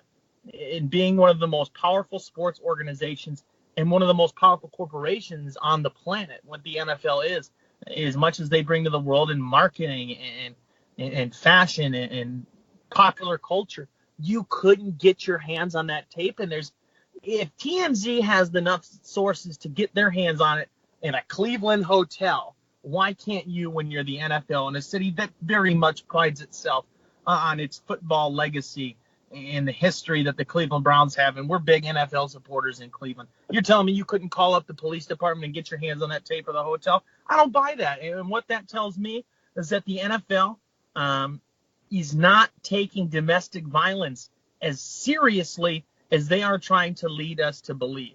The NFL came out with a big anti-domestic violence front and offensive, and they've done a pretty good job of handling that. But let's not forget Foster, who was recently released from the San Francisco 49ers, was almost immediately picked up by the Washington Redskins. So to say that Kareem Hunt's career is over, if a team's going to pick up somebody after their second domestic violent arrest, what's saying that a team like the Dallas Cowboys, who have been known to bring in guys with trouble, what's to say that they won't pick him up to use him as a secondary back to feature alongside of Ezekiel Elliott? That's something that wouldn't surprise me. But the league needs to take this more seriously. I think the fact that they did not reach out to the woman involved and they did not reach out to Kareem Hunt for interviews at the time of the incident and what they've heard, and even after Kareem Hunt the video was released, I still don't believe that the NFL had reached out to Kareem Hunt or the female involved. There's just something concerning about that and what the league's true priorities are. Yes, I understand that this is a business and they're in business to make money, just like none of us work for free, right? We all have to do what we have to do to make a buck. But at what point are you really showing the world that you're committed to ending domestic violence? Because the NFL has put up a good front and really stood hard against it. But obviously in here, they missed the boat. And that's something that they need to address as an organization. And I think as people who talk sports and people who report on sports, and those of us that are just sports fans in general, we need to hold the NFL accountable here, not just saying that they need to do more against domestic violence. But I want answers. I would like to hear why the NFL did not feel the need to reach out to either persons involved, and that's just a little concerning to me. Well said, E.J. Russell. Let's continue the sports roundtable. Let's go to Butch Davis. If he has any final thoughts on E.J.'s topic, please feel free to share them, Butch, and then we'll get to your topic, and we'll start with either myself or Katie here at the Wicked Sister. I got plenty, I know Number you one, do. yeah, right. The city of Cleveland did not, the participants in the particular did not press charges, okay? That's number one. That's where the Cleveland Police Department doesn't waste their time, their resources, or anything to do anything about that. The NFL has to take that lead until something else come out there. Now, with TMZ going out there with their brain hunting self and can pay someone to give them that film, it's a different scenario than what the NFL can do as far as legalities there, okay? So it's not about that. Again, this goes back on Kareem Hunt. He's a 23-year-old kid who lied to his boss on what really happened. Look, Ezekiel Elliott, after the Ray Rice incident, is still in the NFL. Why? Because he told the truth. And it's plain and simple. And you go out here and maybe tell the truth. First thing probably the Kansas City Chiefs would have did is to reach out and get this guy some help. And you get some help or some services there in dealing with that particular problem. Because, again, the guy is still in the wrong for even engaging in that particular there. Maybe the significance of this particular incident would be a lot different, okay? But this guy lied to his boss. Once the film came out, Kansas City Chiefs didn't take any time. They don't have to talk to the guy. You know, they looked at the story, the body of the evidence the young man gave them, and they said, you're gone. It's plain and simple. You don't have to have a conversation. The NFL now is into this because of the film. But again, when the city of Cleveland says, hey, look, okay, then no one pressed charges. The girl didn't press charges. Kareem Hunt didn't press any charges. They just took them away, took people away. You go on your way home, you go to your home, and you go somewhere else, and that was the end of it there. It goes on to the point that, again, that Kareem Hunt, a young man, thought he can get out of this by maybe his posse or whoever may be who's gaining on him. He'd been better off he talked to a lawyer first before he even talked to the Kansas City Chiefs, and I'm quite sure his lawyers would have told him, hey, look, you know, tell them the truth. So, again, they can get you help, because that would have been the first thing that we could deal with this is the boy got to get some help. And if this happened in February, you had 3 or 4 months before training camp start that this boy is in treatment. So, again, and again, he's monitored at that point. The NFL would have known about it if, again, he would have told the truth. They would have known in February, and whatever penance that the NFL is going to give him, it would have happened then. The maximum games that normally someone's going to get in some type of reload of that is 6 games. Some have gotten 4 games, some have gotten more. But again, it relies on Kareem Hunt and the posse that he carried. He didn't tell the truth, and for that, he's not going to play in the NFL ever again. Jay, you got one more thought on this before we go to Butch for his topic? The one thing, and you pointed this out at the beginning, Butch, is that there were no charges filed. Okay, and I understand that. But the NFL, in their rules, have written a rule that says that they can suspend a player for conduct detrimental to the league. And if with the stance that they've taken on domestic violence, I don't see how Kareem Hunt's actions wouldn't have fit the mold for that rule, that they could suspend him for conduct detrimental to the league. Anybody that wants to tell me that a man laying their hands on a woman in the fashion that he did is not detrimental to an organization or your public appearance, there's something wrong there. And I think that that's why the NFL should have reached out to Kareem Hunt, should have reached out to this girl involved once they heard about the incident. The NFL is not the police, okay?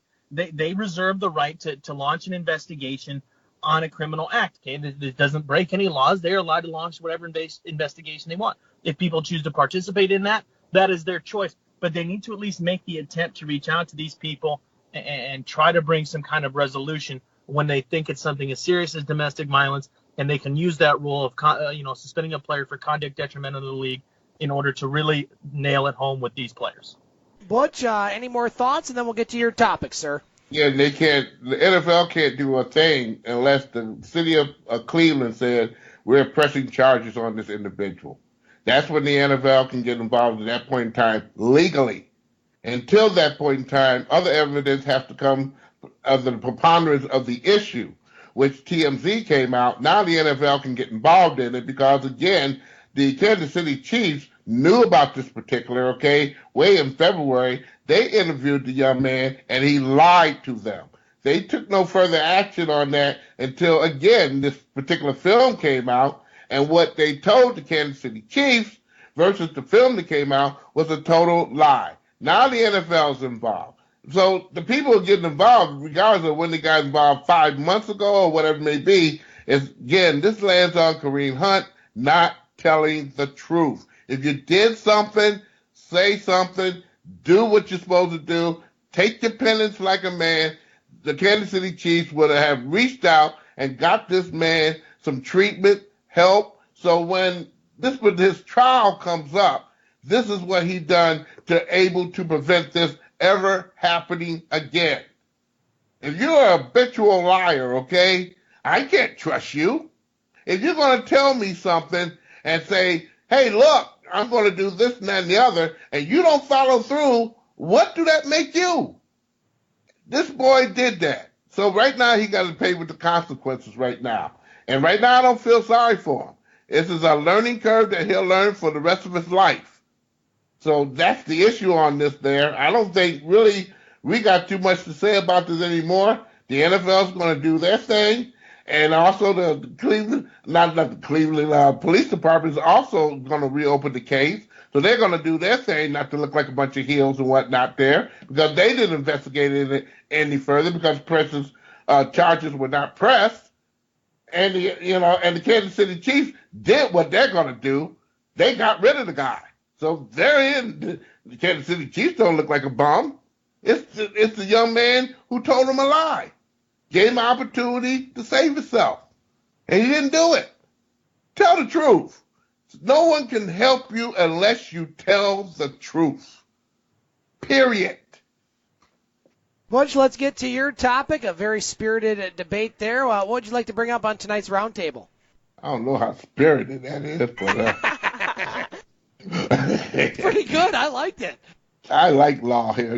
People don't understand that, the only place that majority of us journalists, they go on to be lawyers, not doctors, but lawyers here, I want Butch Davis representing me. That's all I know. That's right. I tell you right now here, and a lot of people don't understand that when you go studying journalism, majority of the stuff is law, okay? Law of what's going to be permissible to talk about, what's not permissible to talk about, what you can investigate in, what you can't investigate in, what your rights are, what the other people's rights are. And that's majority of journalism in a nutshell. Your first 2 years in journalism is heck in the cell here because you're dealing with all these legalities of histories and laws that will protect you in doing your job as a decent journalist. It's too bad that a lot of our journalists out there don't obey the laws, okay? They look at sensationalism as a means to get your attention, and we know no further with this particular there, and it's sad. It really is. But what would you like to bring up on tonight's roundtable, sir? Oh, no, there's 2 peas in a pot. Well, Oregon beat the crap out of Michigan State this year here in the little bowl that they're going to play in there and lost California there. And how about the bowl situation there? I'm not even going to talk about the little playoff, that crap there. That's a crap game that I'm not even going to involve in. But the bowl game, the nitty-gritty bowl and all these other bowls out here. Talk about it here. Butch, I'll start because as soon as I saw the bowl matchups announced, I thought of you because your Oregon Ducks are going to take on my Michigan State Spartans, and I have to look it up because I forgot the name of the bowl already. In the Red Box Bowl, yes, the historically important Red Box Bowl between Michigan State and Oregon. Michigan, I know they're not very happy playing on December 29th, but they get a pretty good matchup in the Peach Bowl against Florida. Some other Big Ten teams making bowls, Minnesota, Wisconsin, Penn State. I know EJ's going to have a lot to say about Ohio State, and, they're going to get a good bowl, but once again, the Big Ten shut out of the national playoff picture, and, we've talked about this on this show now for a couple years. Butch, myself, I think are very much for the playoff being expanded. EJ, I will give you your thoughts here coming up, but you look at the 4 teams that get in. Alabama, no surprise they get in, although Georgia did give them quite a battle in the SEC Championship. Clemson, they breezed through the ACC Championship. They're in at 2.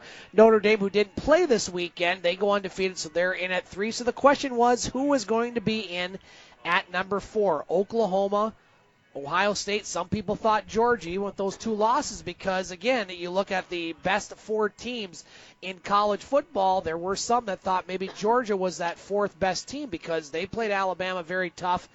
However, that loss to Purdue really cost Ohio State, much like the loss last year to Iowa. That loss was weighted more against the Oklahoma loss, who lost to Texas but ended up beating them in the Big 12 championship. So Oklahoma gets in. But, guys and gal, Katie, we need to expand this playoff at some point because you would get rid of a lot of these debates. And I know there's some, and EJ, you might be one of those that thinks, okay, if you have 8 teams, that everybody's going to be complaining about who gets in at number 8. But you have Central Florida. I go back to Central Florida. all they do is win the games that they can win. They can't help who they play. They can't help that they play in a weaker conference. They can't help that their athletic director has scheduled games 5-6 years in advance, and they still win all the games that they play, including against Auburn last year in the bowl. And they're undefeated, and they have no chance. Ohio State has no chance. A team like Georgia, maybe, who is one of the top 4 teams, who knows? Hard to say. They give Alabama a challenge. They have no chance. So we need to expand this playoff. I don't think it's going to happen at the end of this year, but we're going to continue to have these discussions and these debates as far as college football and which teams get in. But I do get a kick out of some of these matchups here early on and some of these bowls. Butch, I know you're excited about some of these ones. How about Tulane and University of Louisiana Lafayette in the Cure Bowl, one of my favorite bands of the 80s, I might add. How about Eastern Michigan? They're in the Camellia Bowl, taking on at Georgia Southern. That one's a pick'em. Appalachian State, Middle Tennessee in the New Orleans Bowl. There are just too many bowls. I mean, there really is. There's too many bowls. Toledo and FIU in the Bahamas Bowl. I mean, come on, people. E.J. Russell, I know Ohio State did not make it in. I want your thoughts on the bowls, what Butch mentioned, the playoff, and just in general in college football. Well, I'm going to start with emphatically sticking with my point that the college football playoff does not need to be expanded. I don't think that there is a person in the country that really has a problem with the 106 teams that are in. Well, Butch and I might be too. No, but you know what? I look at the committee's factors for what play in, and I think when you look at the eye test here, with the exception of maybe replacing Georgia with Oklahoma, I really don't have a problem with the Final Four teams this year. Ohio State, same thing that happened to them in the past, losing an unranked game and having it cost them later in the year. They need to find a way to beat Purdue there, and they're being punished for a bad loss to an unranked team that they lost to on the road because they overlooked it. And those teams that are undefeated at the top, and I'm talking about Clemson, Notre Dame, and Alabama, they found ways to win those games every single week, and they didn't let anybody overlook any competition. I think that the game for me, though, that most interests me is that Peach Bowl, Michigan versus Florida. I thought 2 very, very good football teams this year. If you would ask me to pick Ohio State, Michigan before that game, I don't know that I would have taken the Buckeyes, and I definitely wouldn't have taken the one like that. But I think that that's going to really show us what Michigan's got going for them in the future, because I think Florida's going to come out and play in that game very well, as they usually do in bowl games. Florida, great program overall. I love that we got a good old-fashioned Rose Bowl, though. Pac-12 versus Big Ten, battle for the roses. I love it. It is, for those football purists out there, it is a pure game, what the Rose Bowl is supposed to be, Big Ten versus the Pac-12, and I think that that's really cool. I don't want to do anything really touching on the playoff at all, but I like all these bowl games. I mean, some people hate them, but it's good for these smaller programs that need to get a little bit of national exposure, and it helps them with recruiting. We always root for those MAC teams when they come out and they beat somebody good, or they tag a Big Ten team. Nobody's ever mad at the MAC teams for doing that. I think give them a little national coverage here. I'm all for it.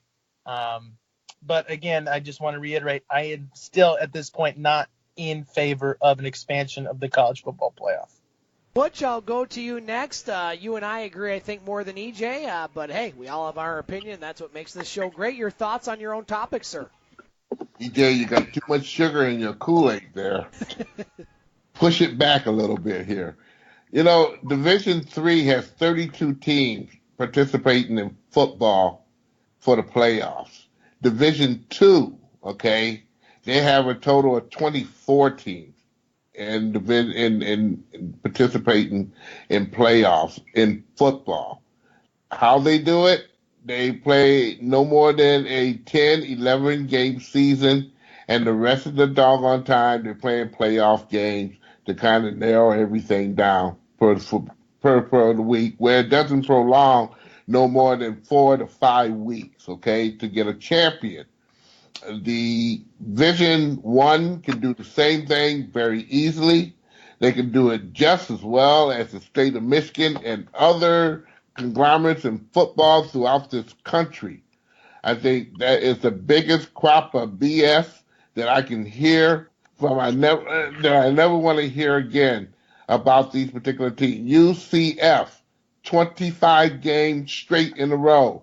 How dare someone say how weak they are or what division they play in, which they have nothing to do with. But they're not one of the best teams. But they go out there and compete and they win. And until you get the guts from Alabama to pay, then this is what's going to happen. If they ever play them, Alabama's going to tell them, we're not going to come to your house, okay? You got to come to our house.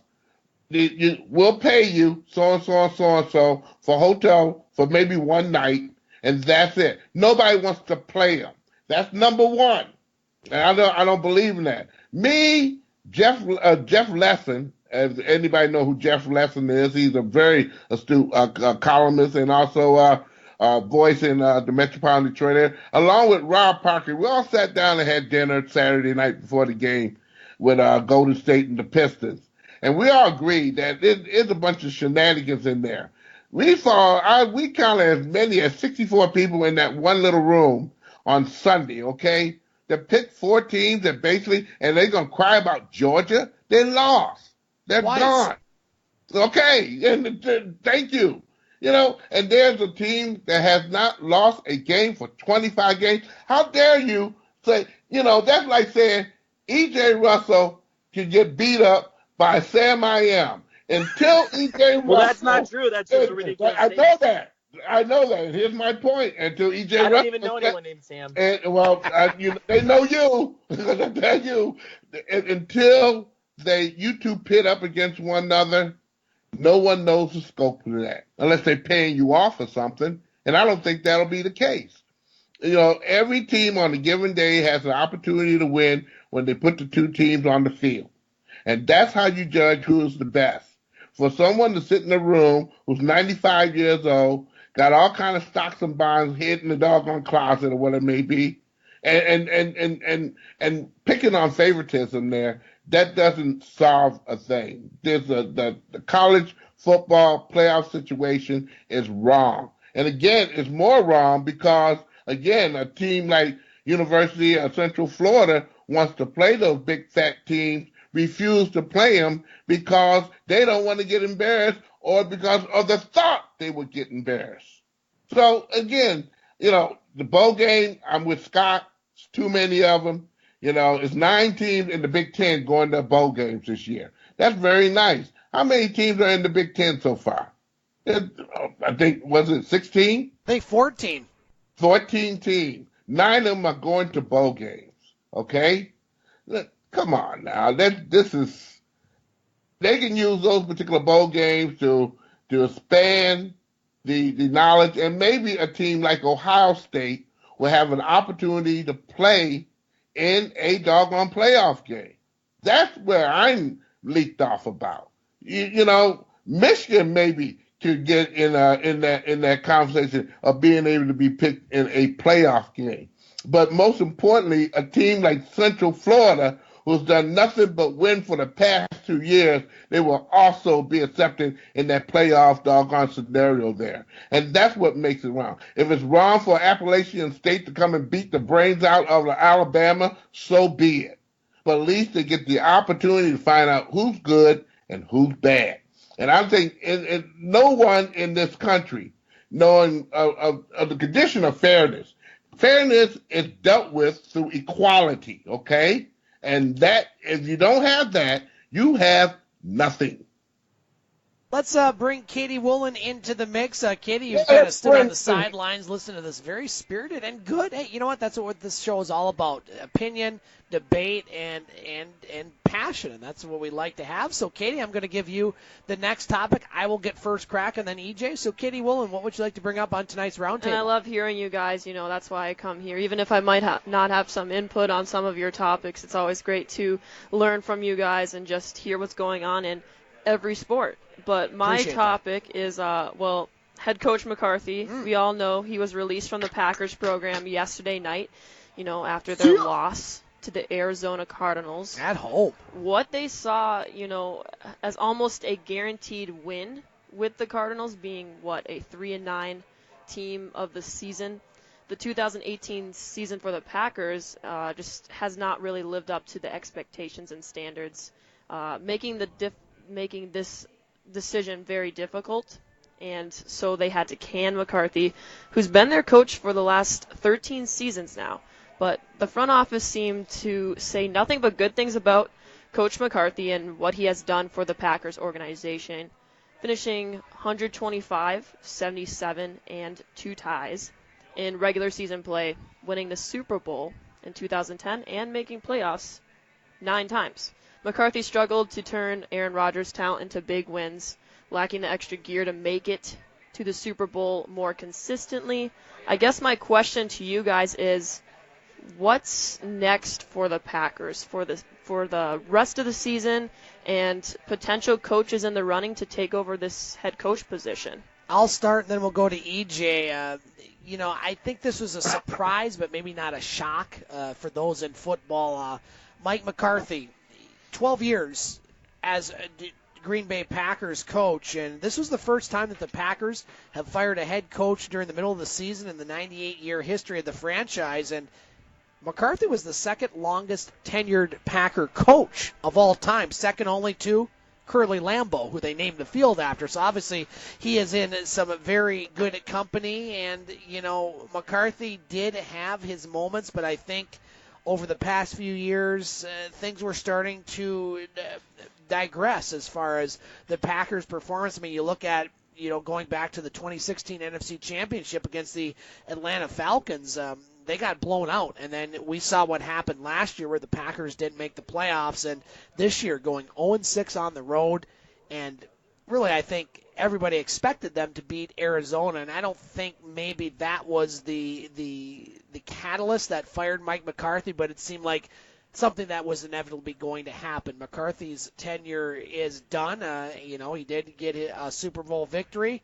He did have a lot of good things, but as you've seen in the NFL, it's a what have you done for me lately league, unless you're the Detroit Lions, who haven't done anything for 50-some-odd years, 61 years to be exact. But as far as looking ahead as coaches potentially that could be head coaches for the Green Bay Packers, I don't know. I was pretty surprised to hear this news late yesterday and early this morning. And, this is a team that has a lot of holes. I mean, you look at this NFC North, the Lions trying to get to respectability at this point at 8-8. They'd have to win their last 4 games. But Green Bay, they got a lot of holes. Aaron Rodgers, obviously not his best year. But you look at that defense. The defense is struggling. The offense is struggling. And I think the powers that be in Green Bay thought, well, you know what? We just got to start over. Hey, being a Lions fan, we've started over now for the last 60 years. So hopefully it works out for Green Bay. But as a Lions fan, hopefully it doesn't work out too much. No offense, Katie. EJ Russell, your thumbs up. Your thoughts on Mike McCarthy firing for the Green Bay Packers? Well, I'm not at all surprised by it. I think that after that showing against the Cardinals and you losing that game, I think it was just the icing on the cake on what was an inevitable firing. But Mike McCarthy did a lot of good for that team for a long time, and people are looking past that. And yeah, the back end was a struggle, and I think if you're the Green Bay Packers, you have to let him go. But just remember that he won you guys a Super Bowl, okay? He got you guys there, got you a title. Okay, he's been in this league for a long, long time as a coach in multiple different formats. But he's got some awards there. Okay, he's won the NFL Coach of the Year in 2007, and in 2008 receiving the Distinguished Service Award for the league. And this is a guy that he was with your organization for a long time, so hopefully the Green Bay Packers do go easy on him. But I think it was definitely something that was coming. Neglected certain parts of the Packers football game or football team structure for several years, and it came back to bite him in the rear end. Think of that team that he won the Super Bowl with there. They had great defense. A.J. Hawk, I believe, was on that team, and they were good on the defensive side of the football, as well as on offense. And they had Greg Jennings in his prime back then. But the two places that Green Bay neglected to get better as Mike McCarthy's tenure went on is defense and running back position. Just not getting Aaron Rodgers enough help. I mean, when you know a guy's passing the ball 40 times in a game, it's pretty easy to game plan for something like that. Even if he is the best quarterback in the NFL, you can still give him fits. When you have no ability to turn around and hand the ball to a running back and have the defense even concerned because they're stopping him with a 7, even a 6-man front, that's something you got to get better at to help Aaron Rodgers improve. That's one thing that Drew Brees has always had in New Orleans is good running backs there around him to help bail him out. And Tom Brady as well. Maybe not the pure list of just rememberable talent, but you remember these guys that were plug-and plays for the New England Patriots, and they got good play from the running back position. That's something that Mike McCarthy didn't address in Green Bay. And I think that the perfect pick is Josh McDaniels to bring him into there. And that's a name that I've seen floating around already. I think that would be a fantastic pick. I think that if you can build a running game similar to the way that New England's run theirs in the past, I think you're going to see Aaron Rodgers have immediate success. So, sorry to hear that he got fired, but I think that Green Bay is definitely taking a step in a positive direction right now. And one thing that they can take away from this year, even if, not having the best year, you might get a decent draft pick for once. You might be able to get somebody to build a future around earlier in the draft, maybe even trade up for it. Who knows? But we'll see what happens with that situation. Butch, let's go to you. I'd be glad to give them Matt Patricia and Jim Bob Cooter, to be honest, but let's get your thoughts on the Mike McCarthy firing that Katie brought up. You may not want to hear what I got to say here. Bring it.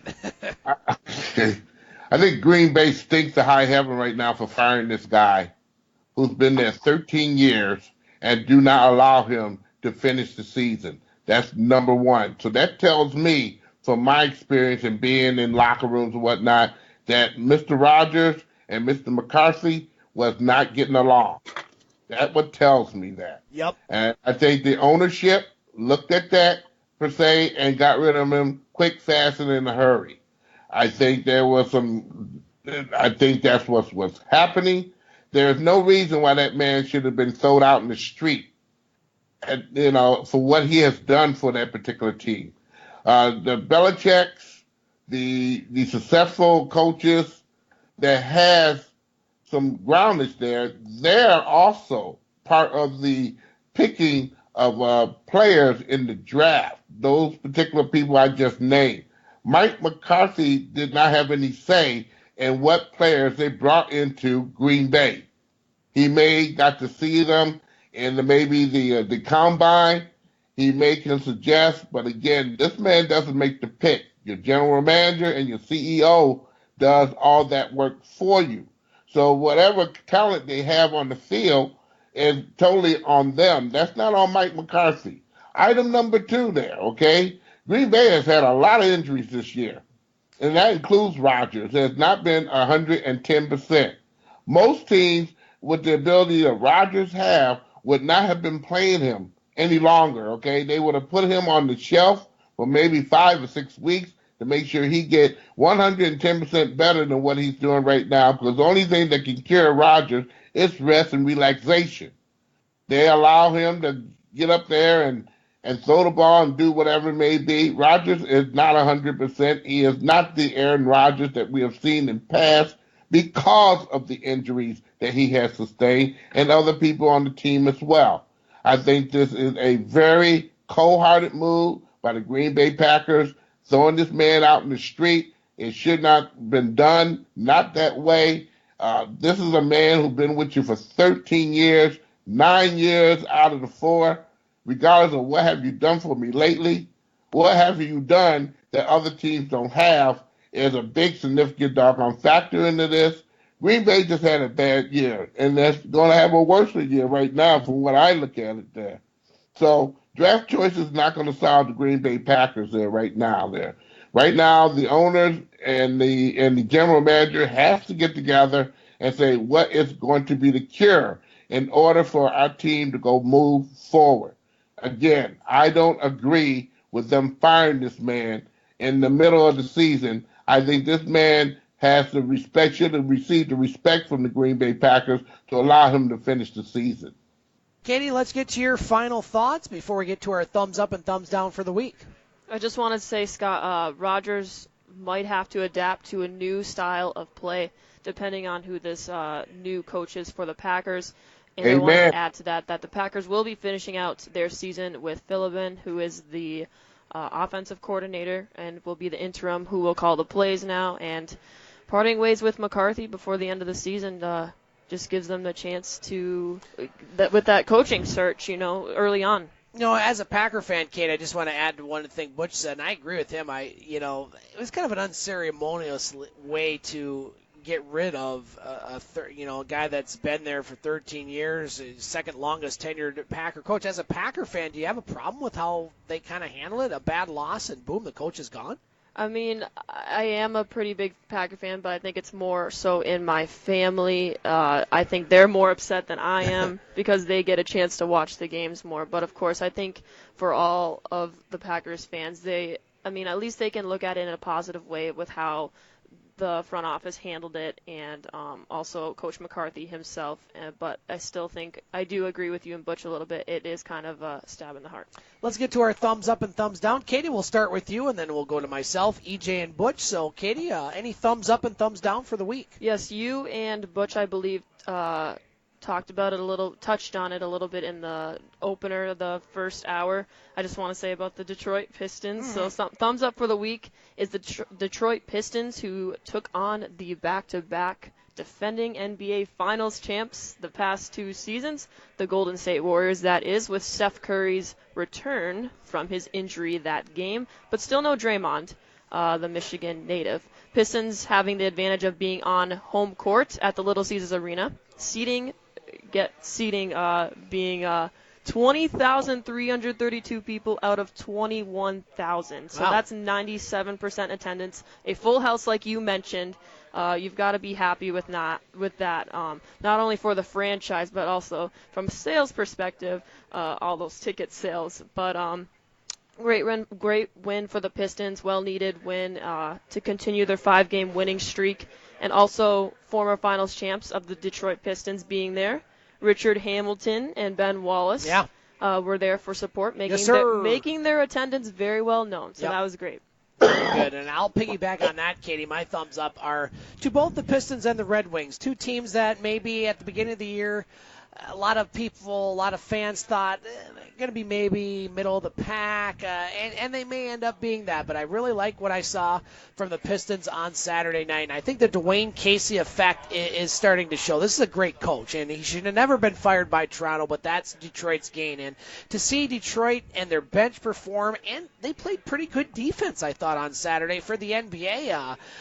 Some of these players off the bench, Curry had some problems. It's his first game back and such, but, Curry, Thompson, Durant, they scored points, but the Pistons still win, and I think that was good. And thumbs up to the Detroit Red Wings, showing some grit the last couple games. Yeah, they lost to a very good Colorado Avalanche team last night, but, throwing down the gloves and getting into some tussles. No, it wasn't the Avalanche Red Wings rivalry of 20-some-odd years ago, but I think it's important that the Wings, and Butch mentioned it in the first hour, show some grit, some heart, and put forth a full effort, which I think they are doing. And thumbs down and a thumbs up to a great man, a former president who passed away, I believe on Friday. President George Herbert Walker Bush passed away at the age of, I believe, 94. He was our 41st president of the United States. I think, a wonderful man. And I think that's the best way you can describe him. I'm putting politics aside. I'm putting how he treated people that he worked with, how he treated people at a restaurant that he would go to where he wanted to know their names, where he treated people with compassion and respect and had a genuine interest. And you can put aside politics and where he ranks as presidents and what he did, but just the fact that this was just a good man who did a lot of service for this country, starting in World War II and throughout his civil service. But what I like best about George H.W. Bush, he was just a good man who cared about people, despite coming from a very privileged background. And so rest in peace, President Bush. You're a great man, and you would definitely be missed. E.J. Russell, your thumbs up and thumbs down for the week, sir. Well, I think for a thumbs up, I got to give one to Dwayne Haskins being named a Heisman finalist quarterback for the Ohio State Buckeyes. Thumbs up to him. Thumbs down this week. I really don't have anything. I think the only thumbs down that I have is that the Browns lost. They still played a good game, but I think they're still taking a positive step in the right direction. I guess if I have to pick a thumbs down, I'll make it the NFL. Still think they could do more in the whole Kareem Hunt situation. Butch, let's get to your thumbs up and thumbs down, sir. Well, thumbs down go to the Green Bay Packers and how they got rid of Mike McCarthy there. I think there's a lot more things internally that they have not let loose to the general public. From what I'm gathering right now from my peeps around the Wisconsin, Chicago area, there was a problem with Aaron Rodgers and Mike McCarthy getting along there. Maybe the CEO or whatever, maybe he calls himself, got a whiff of it and threw him out in the street. I don't know, but, you just don't throw someone out there with 13 years of experience, worked as hard as this man has, and has to more or less rebuild a team almost every single year, such as some of the better coaches have done in the past. Belichick is one of those particulars there. I mentioned earlier that they seem like they rebuild a team every single year. They lose players, but again, find a way to win there. And this guy, he did it more than losing there, and I just thought it was pitiful for them to throw him out in the street the way they did there. Hopefully that don't haunt them, but right now, if they got any brains, they won't play Rodgers for the rest of the year either. They'll allow him to get well, so he will be acceptable for the 2019 season after giving them all that money. Thumbs up go to the Red Wings and the Pistons. Again, a lot of grit with the Red Wings there. Jimmy Howard, Saturday, ready to throw down and fight and whatever it may be. That's the spirit that you want to see out of a team that work together, hang together, play together. They become champions, and I love that. The same with the Pistons per se there. Winning right now, some significant games there. They're can do nothing but get better and better and better. I quote from you, Scott. The Toronto Raptors loss is the Pistons game. Let's go around the horn here, lady and gentlemen. First of all, Katie, you're going to be doing the game on Thursday here locally on Eagle 95.1 between the Brimley Bays and Engadine Eagles. Big boys basketball game on Thursday. Anything else going on in your world before we talk to you next week? Scott, actually, the only thing that went on really was my birthday was Saturday. Yes, happy birthday, thank Katie. you. And Scott did wish me happy birthday. Yes. So I'm 24 years old, so I'm almost a quarter way through this life of mine. But, yeah, I'm very excited for the game Thursday with Todd Olmstead. Of course, I love calling the game with Scott Nason right here with us, but it'll be fun with Todd, especially with two great teams, the Brimley Bays and the Engadine Eagles. We'll be tuned in. Again, you can hear that game locally or online at Radio Eagle Sioux. That's SOO.com. Katie, thanks for joining us here at the Wicked Sister. We'll talk to you next week. Thanks for having me, Scott. And EJ Russell, what's up in your world this week as far as sports and things you're doing? Well, sports, just keeping an eye on football as always. Not up to a whole lot. Got some family events going on this weekend. Other than that, just grinding it out, keeping an eye on things. Going to start peeking a little more at the NBA, though, now that college football regular season is done. Army-Navy plays this weekend. Very excited for that as well. So that's what I'm up to. Oh, Navy beat Army. Butch Davis, of course, you and I can remember quite well when we turned 24. What's up in your world this week, and what's up on Butch on Sports? You don't want to know for my and happy birthday, Katie, on her 24th birthday here. And you don't want to know here. I was a terror in town. And on the West Coast, too, man, doing all this fun stuff here. Just right now, just getting attached. No more football for a while in the college sector there. We get to take a little break from that, exception for the Army-Navy game that I'll be looking at, like I look at every single year. I know you have your eyes on it from the Navy expertise of that particular game there. Of course, my dad went to the Army, so I don't know what the heck to say there. And also some high school basketball there. Girls getting started tonight. go take a look at some of the teams in the local area there who's going to be maybe a threat after the first of the year, so we can kind of get our grips on maybe forecasting what's going to happen in March. Butch, thanks for joining us, and look forward to Butch on Sports this week and hearing you next week here on the game. Very good. Thank you. All right, that's going to do it here from the Wicked Sister. I want to thank everybody for tuning in and for joining us, including Katie, EJ, and Butch. Yep. We'll talk to you next Monday for another edition of the game here on Eagle 95.1. Cheers.